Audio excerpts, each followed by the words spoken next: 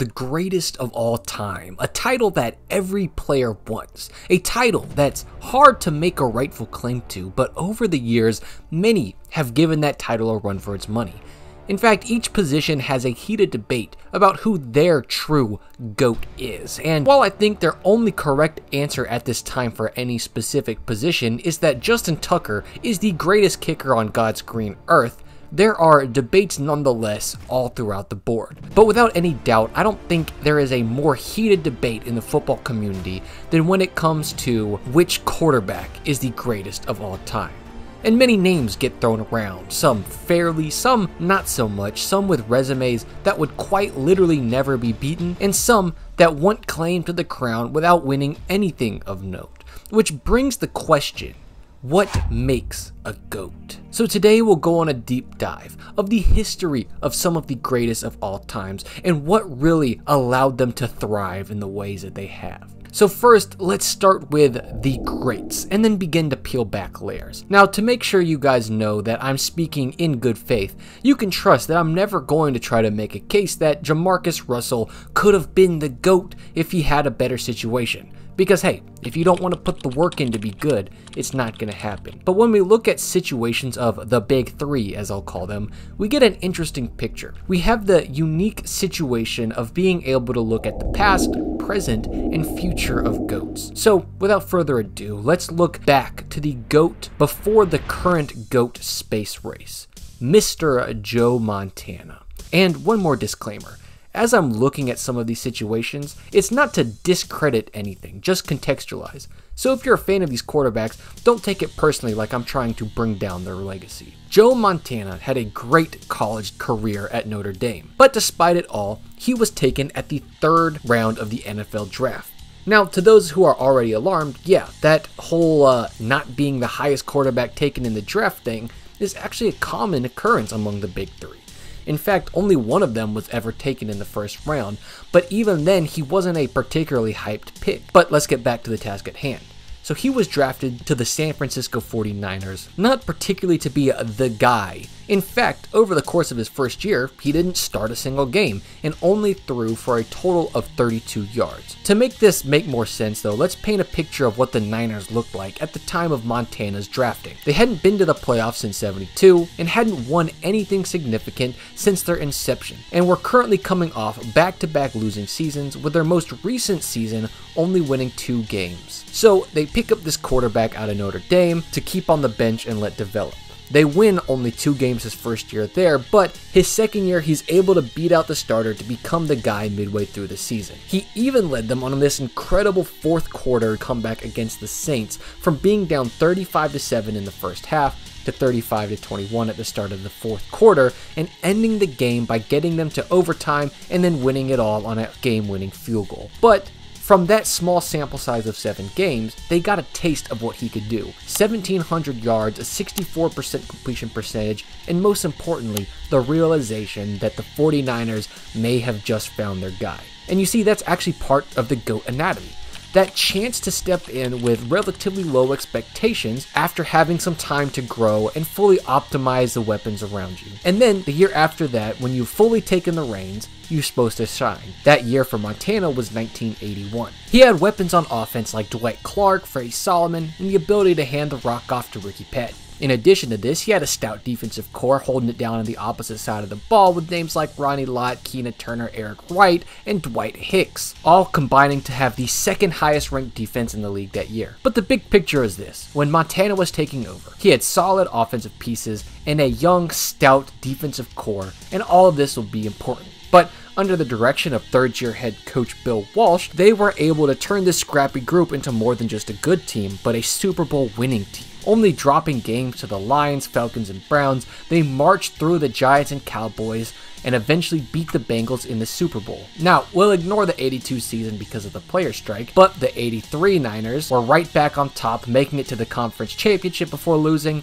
then winning a Super Bowl in 84 again, where he threw for 331 yards, which was a Super Bowl record, and ran for another 54, putting together the best Super Bowl performance that any quarterback has in the NFL, beating the undefeated Dolphins 38-16, turning them into the 80s dynasty we all knew them as from there on out. including back-to-back Super Bowls in '88 and '89, despite having a coaching change in '89 from Bill Walsh to George Seifert. But across these seasons, despite Montana's outstanding performances, he didn't get there without help.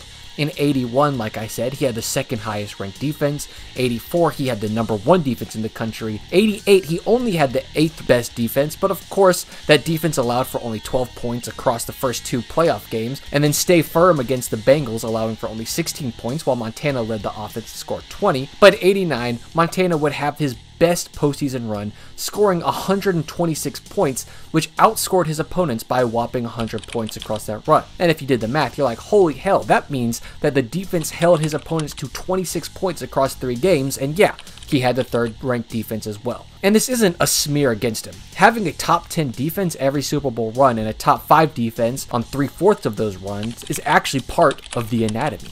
But I digress. Let's move on to the next GOAT, the modern era, undefeatable record, Tom Brady. And we'll see if there's any similarities, as immediately we get our first one when it comes to the draft. He was a late round pick, just like Montana, going in the 6th round to a team who is recently under a new coach, which is another similarity. He gets to sit behind a talented quarterback in Drew Bledsoe. Then, his 2nd year with the team, an untimely injury to Drew allows Tom Brady to take the reins, and honestly, the rest is history.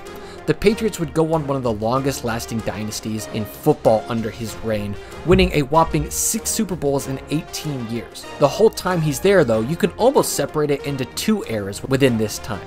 Eras that can be defined by when his defensive core was strong rather than the offense that he was leading. While their offense was consistent over the years, the reality is that he only won Super Bowls when they had the 6th, 1st, and 2nd best ranked defense in '01, '03, and '04, and in 14, 16, and 18 they had the 8th, 1st, and 7th ranked defense.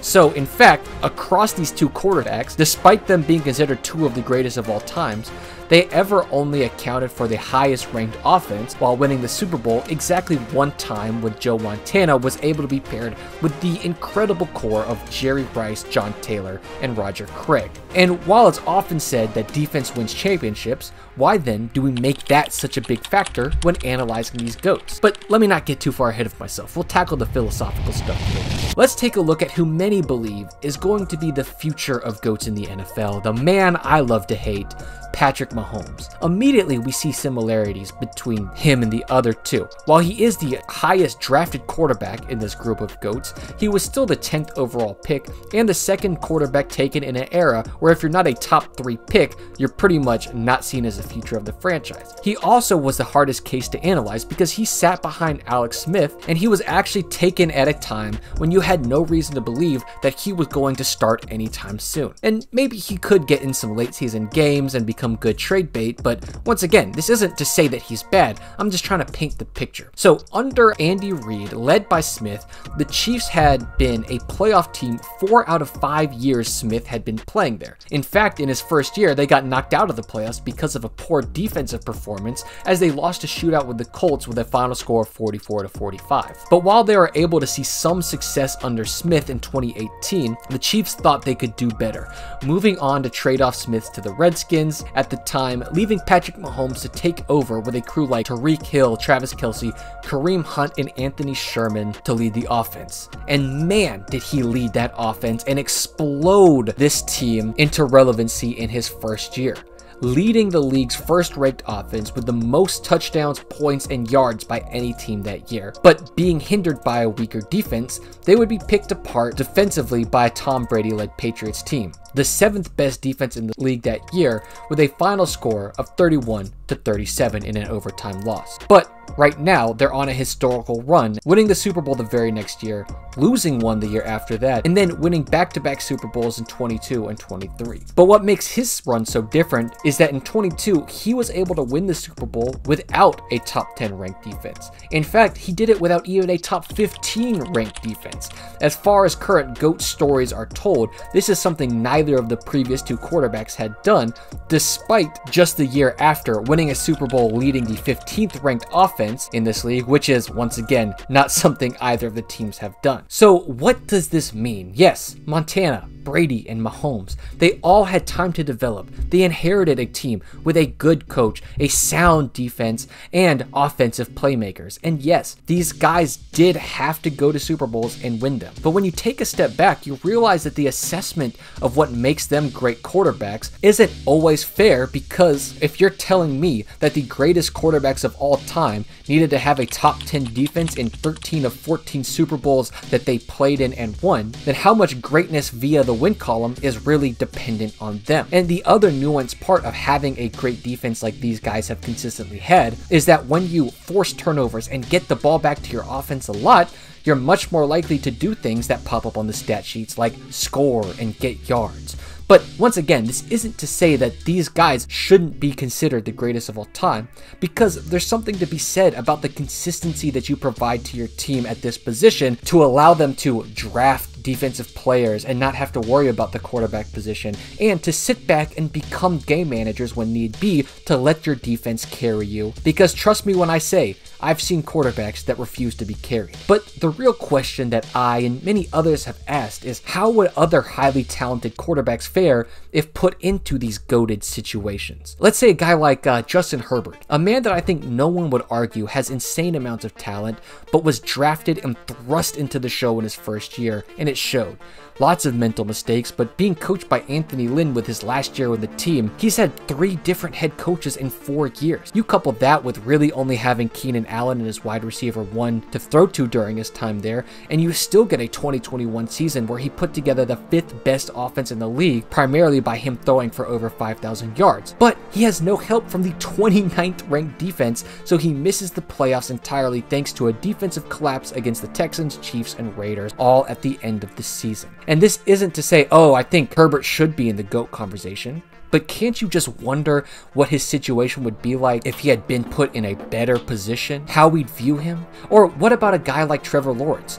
3 years in the league, 3 separate head coaches, and easily one of the worst situations any rookie quarterback has been put in. Despite that, I think many would agree he's done very well for the things around him, but ultimately he'll be left out of any of the great conversations for the time being because he isn't able to polish his turd into a diamond. We also have guys though that were put into these situations in an obvious way, but for whatever reason are given pushback despite the fact that they perform well like these other GOATs. Look no further than Brock Purdy, surrounded by stars, a coach who's proved he can take teams to the Super Bowl, and of course a stout defense. Despite every aforementioned GOAT having almost the exact situation he had and seeing similar success that they have, there's pushback because inherently we know that to become the GOAT, your situation has to be more favorable than others.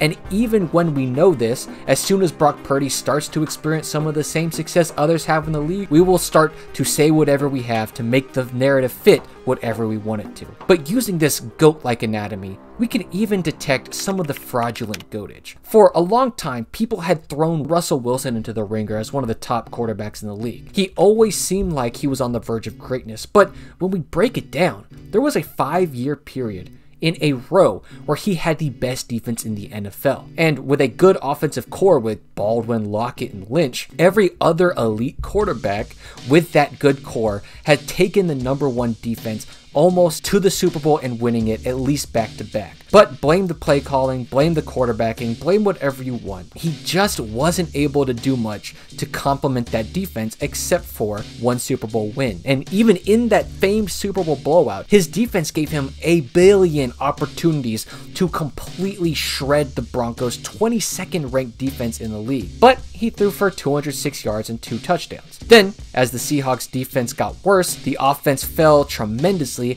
as they weren't able to get the ball back as often and were forced to actually consistently put together drives. So, when he got sent to a team without a top defense in the league, it became increasingly clear he didn't have it in him to carry games. And on the flip side of the coin though, you have guys like Aaron Rodgers, who has consistently had a top 10 offense despite what his defense was doing, and only had a top 10 defense twice. And the one time he had a top 5 defense, he won it all despite only having the 10th best offense that year. And then you have like some weird cases like Peyton Manning, who exists in the extremes, with his first Super Bowl ever being won as he led the nation's 2nd best offense in 2006 while having an outside the top 15 defense. something that we gave Patrick Mahomes a lot of credit for. And while he consistently had a number 1 and number 2 ranked offense, he also squandered a lot of opportunities with the second best defense in 2005, the number 1 defense in 2007, top 10 defenses in 2002 and 2007. So despite consistently carrying his team until late in his career, it's almost like his attempt to play hero ball